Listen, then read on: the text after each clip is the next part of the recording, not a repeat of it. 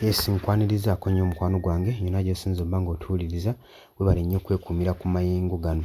Amawulire agasatulatinga ku mikutu egya social media kandibanga Donald Trump ne muganda waffe Ramaphosa pulezidenti w'e South Africa byandibanga nnaku zino tebali makambugu. Lwaki twogera bwe tutyo? Pulezidenti w'e South Africa Ramaphosa yavuddeyo officially n'alangirira nga waagobye bizinensi z'Abamerika zonna mu South Africa. Yavuddeyo n'akirangirira nga bizinensi z'Abamerika zonna waazigobye mu South Africa. Olowooza mbeera ki eyamuviiriddeko okuba nga akanduula eddoboozi era n'okutuusa okususpendinga bizinensi zonna ezibadde zikakalazibwa mu South Africa? Wandigambye nti nno ensi oba ekibuga ekibaamu bizinensi ez'abagwira ennyingi, ensi we yandibadde ekulaakulana, naye tulaba nga Ramaphosa ye ate yazigobye bugobi. Yazigala yabagambye muggaleewo musibemu obwanguwa mugye bizinensi zammwe mu South Africa. Lwaki? Nina kubanga ndukuwa oli ku UG Updates TV kosinza obba ng'otuwuliriza weebale nnyo okwekuumira ku mayengo gano. Mbakulisaayo nnyo mugandalo lya weekend mikwano gyange, kansuubire nti buli omu eggandalo lyamugendedde bulungi.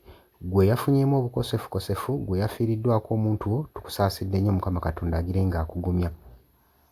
Gwagala otweyungako kkirira wansi waliwo ekigambo subscribe kikooneko, ojja kuba ng'osula bulungi nnyo otwegattako gwe mukwano gwange. Abali mu diaspora mbalamusizzaako nnyo, mwebale kwekuumira ku mayengo gano. Tukimanyi bulungi emabegakaawo nti ebibadde bijja bitambulira ku social media ng'obukambwe pulezidenti wa America eyakalayizibwa Donald Trump bw'akozesa naddala ku mawanga gano aga Africa nga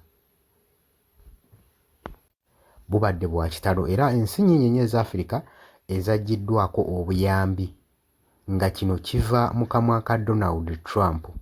Kaakati ebyo nga biriwo ebityo, ye Ramaphosa yagambye sigenda kumanyirirwa mawanga g'abeeru, sigenda kumanyirirwa mawanga g'abeeru, sigenda kubanga njogebwa western countries. Ye n'agamba nti nno wabanga Donald Trump watu wasazeewo okukola, nange ngobye bizinensi z'Amerika zonna zisuspendinze mu South Africa.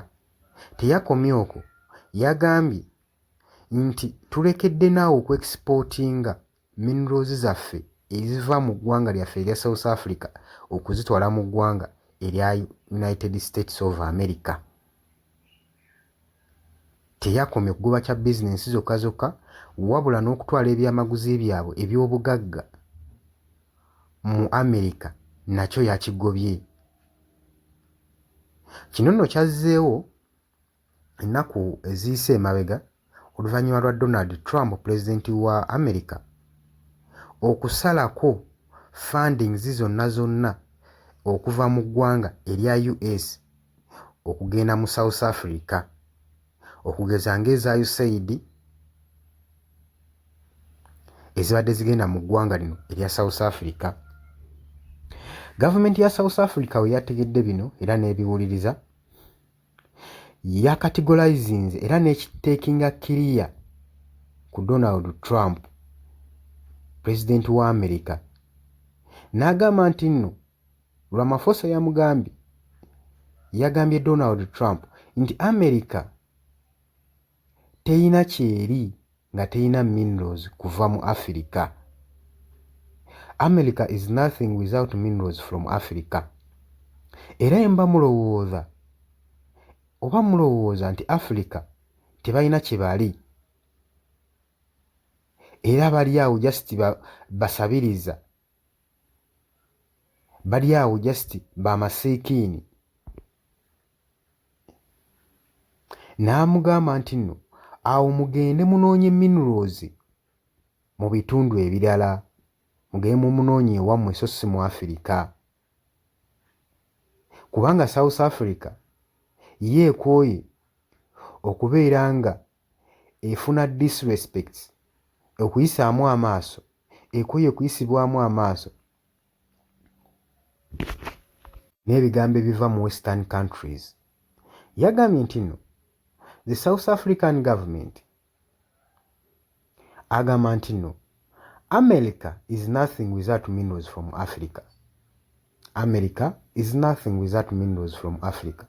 And if you think Africa are nothing but mere beggar, then you should go look for minerals elsewhere, because South Africa is tired of disrespect and words from western countries.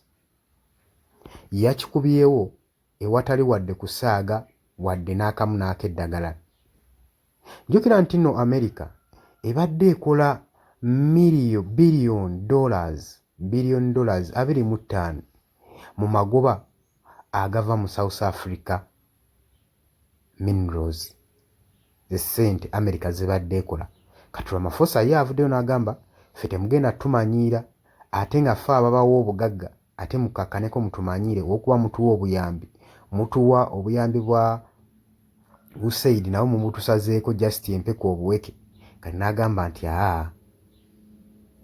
naye agenda kukola okusalawo okukwe era yamaze dde okituukiriza.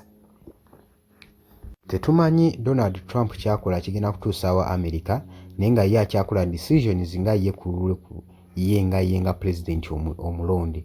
Naye kyoba omanya nti n'amawanga ga Africa nago ennaku zino geewera nkolokooto gakooye okubanga gamanyiiribwa oba nga gajoogebwa amawanga gano ag'abazungu western countries, kyokka ate ng'obugagga obusinga babujja wano mu Africa.